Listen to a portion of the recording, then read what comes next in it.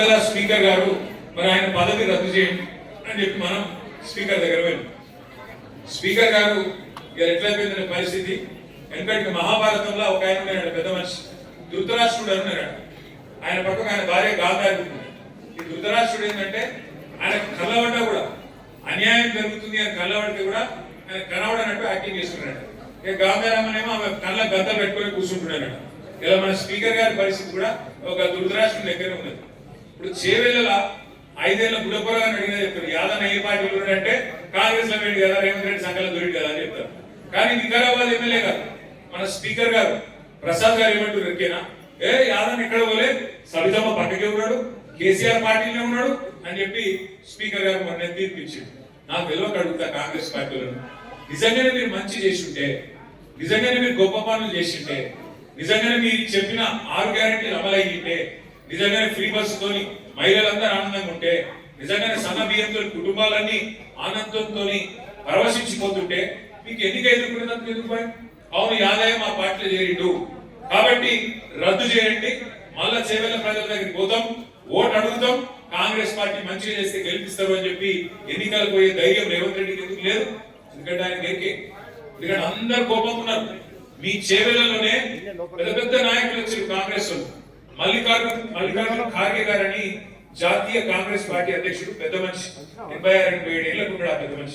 ఆ పెద్ద మనిషి కూడా చేవెళ్ళకు వచ్చి ఏం చెప్పారు, చేవెళ్ళలో దళితులు ఎక్కువ ఉన్నారు, ఇక్కడ దళిత సామాజిక వర్గం ఎక్కువ ఉన్నది, గిరిజనులు కూడా పక్కకు పరిగిలో ఉన్నారు, వికారాబాద్ ఉన్నారు, అటు కొడంగల్లో కూడా చాలా మంది ఉన్నారు.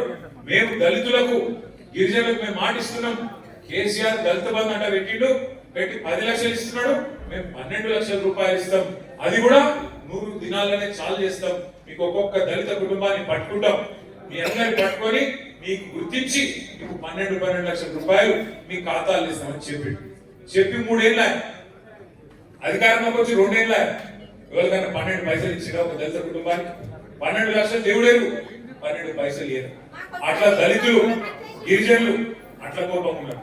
మా ఆడబిడ్డలు కోపం ఉన్నారు, వీళ్ళకి 2.5 వేలు లేదు, నా వచ్చిన కళ్యాణ లక్ష్మి వస్తలేదు, ముసలోళ్ళు కోపం ఉన్నారు, పెన్షన్లు పడతలేవు, 2000 4000 చేస్తా అన్నాడు, ఇట్లా ఇద్దరికి ఇస్తా అన్నాడు. కేసీఆర్ ముసలయ్యకు ఇస్తుండు, నేను ఇద్దరికి ఇస్తా అన్నాడు. ఆయన ఏం చేసిండు, గదే 2000, ఆ 2000 కూడా 2 నెలలు కొట్టి ఒక గంట దుర్మార్గంగా ఈరోజు ఈ ప్రభుత్వం పనిచేస్తా ఉంది. ఒకటి మాత్రం వాస్తవం, అప్పుడప్పుడు అక్క బాధపడుతుంటది, అరే కేసీఆర్ గారిని ఇట్లా చూస్తే మంచిగా అనిపిస్తలేదు, కేసీఆర్ గారు అక్కడ ఉండుడేంది, ఈ మోసగాడు ఇక్కడ ఉండుడేంది అని మా అక్క అప్పుడప్పుడు అంటుంటది. కానీ కొన్ని విషయాలు తెలిసి రావాలి, తెలిసి వచ్చిందే మంచిది. ఇలా వాస్తవం ఏంటి అంటే రాష్ట్ర ప్రజలకు అర్థమైంది. ఎందుకంటే కేసీఆర్ గారు ఉన్నప్పుడు ఆయన మనకు తెలియకుండానే ఇల్లు చక్కబెట్టినట్టు, ఇల్లు కుటుంబ పెద్ద, ఇంటి పెద్ద మనిషి ఇల్లు ఎట్లా సగబెడతాడో మనకు తెలియకుండా, మనకు నొప్పి తెలియకుండా అట్లా కేసీఆర్ చేసిండు. కరెంటు మంచిగా చేసిండు, సాగునీరు మంచిగా చేసిండు, తాగునీరు మంచిగా చేసిండు, పేదవాళ్ళకి స్కీములు ఇచ్చిండు, కడుపులో పెట్టుకొని చూసుకున్నాడు, గరీబులను మంచిగా చూసుకున్నాడు కేసీఆర్. ఇప్పుడు జనవరి 26 వస్తుంది. కేసీఆర్ ఉన్నప్పుడు డిసెంబర్ 26 కంటే ముందే, ఒక నెల ముందే, మీరు అడగక ముందే మీ ఫోన్లన్నీ టింగ్ టింగ్ టింగ్ టింగ్ అని మోగుతున్నాయి.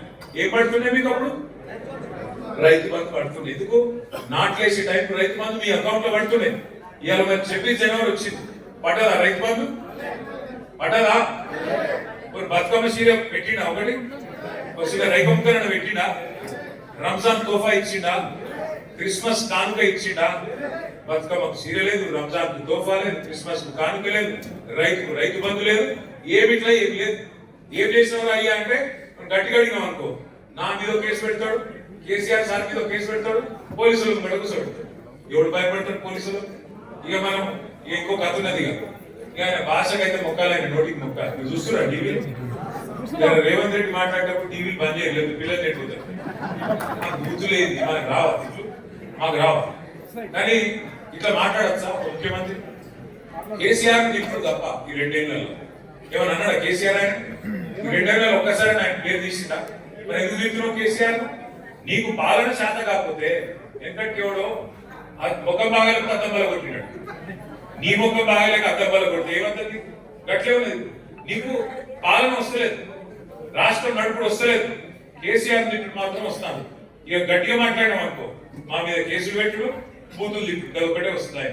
మీరు గట్టిగా అడిగిన అనుకో ఏమైనా రేవంత్ రెడ్డి పటేలా మరి జనవరి 26 వచ్చింది, ఇంతవరకు రైతు బంధు దిక్కులేదు. ఏం సంగతి అంటే నీ గుడ్లు వీకి గోటిలాడుతా అంటాడు. ఏమైనా మరి మహిళలకు 2,500 ఇస్తాను, ఇంక ఇవ్వకపోతే 100 రోజులు ఇస్తాను, ఏమైనా ఏడవాయి అంటే నీ పేగులు తీసి మెడలు వేసుకుంటా అంటాడు. ఇట్లా మాట్లాడతాడు. ఇది గట్టిగానే అనుకో ఈ లాగులని తొడలిసి పెడతా అంటాడు. ఈ లాగులో తొడలేదు నేను కొందరు ఏం అర్థమైతే లేదు. మాకు ఎవరి చేతిలో పడ్డది తెలంగాణ ఆగమైపోయిందని చెప్పి బాధ అవుతుంది. ఇవాళ మా కొట్లాట కానీ మా ఆరాటం కానీ మా కోసం కాదు. నేను సవితక్క మేమందరం పదవులు చూసినాం. మంత్రులైన మీ దయతో మీ ప్రేమతోని 20-25 ఏళ్ళకెళ్ళి రాజకీయాల్లో ఉన్నాం. ఒకప్పుడు ఇంద్రారెడ్డి గారు, తర్వాత సవితక్క, ఇలా తమ్ముడు కార్తీక్, ఆ కుటుంబం వాళ్ళు మాకు సేవ చేస్తున్నారు. వాళ్ళకి కొత్తగా పదవులు చూసేది లేదు. మంత్రులైన చాలా హోంమంత్రి అయినాక మొట్టమొదటి మహిళా హోంమంత్రి బహుశా భారతదేశంలోనే. అంత పెద్ద పెద్ద పదవులు కూడా అక్క చేసింది. మాకేం కొత్తగా ఏమి అవసరం లేదు.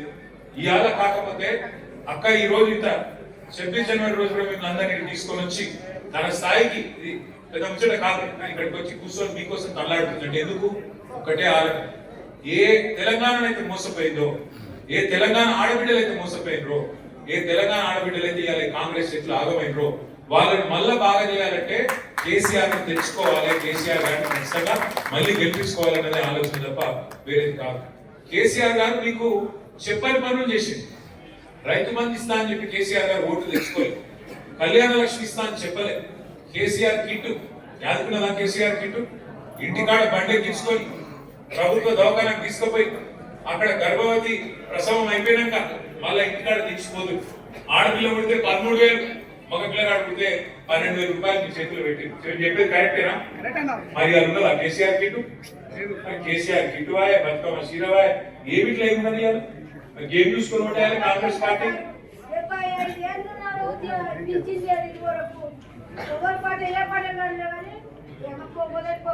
46 లక్షల మందికి సార్ పెన్షన్ ఇచ్చింది కేసీఆర్.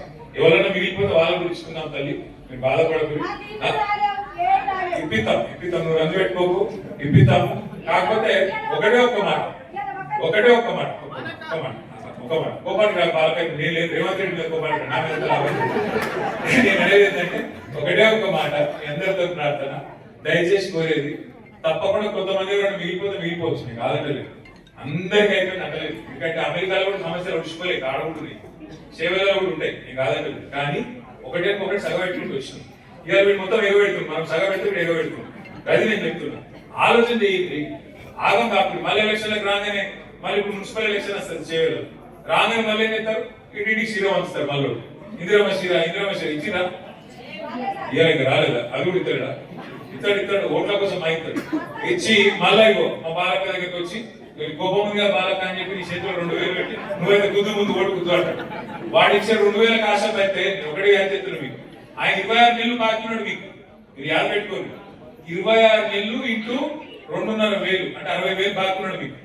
60,000 బాకినోడు 2,000 చేతిలో పెట్టి ఓటేయమంటే ఏద్దామా?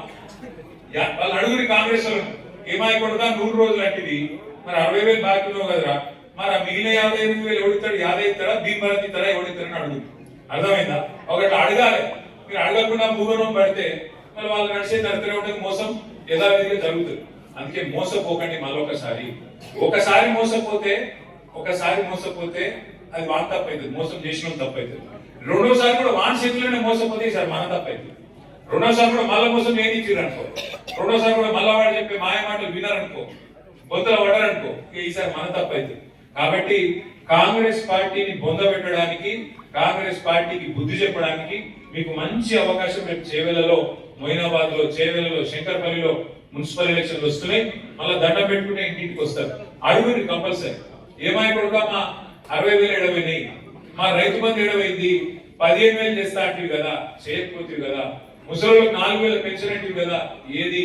మా తులం బంగారం అంటే ఏది? మా పొలగానికి 5 లక్షల కారెట్ ఇస్తా నువ్వు, మా చదువుకునే పొలగానికి ఏది? ఆడపిల్లలకు స్కూటీ ఇస్తా అంటివి ఏది? ఇవన్నీ మీరు అడగకపోతే మళ్ళా దొరకరు 3 ఏళ్ళు. అందుకే అడుగుర్రి, నిలదీయండి. కేసీఆర్ గారు పంపిన కండువా వేసుకున్న గులాబీ కండువా వేసుకొని కారు గుర్తు మీద వచ్చేటోళ్లకు గట్టిగా కేసీఆర్ గారికి ఓటేస్తున్నాం అనుకొని గట్టిగా ఓటేసి ఆశీర్వదించి పంపండి. మళ్ళీ కేసీఆర్ గారు వస్తేనే ఈ రాష్ట్రంలో పేదవాళ్ళకు న్యాయం జరుగుతుందనే మాట నేను మరొకసారి మీకు గుర్తు చేస్తూ ఈరోజు చేవెళ్ల నుంచి వచ్చిన విజయభాస్కర్ రెడ్డి గారికి మిగతా మిత్రులందరికీ కూడా పేరు పేరున హృదయపూర్వకంగా స్వాగతం చెప్తూ జై తెలంగాణ.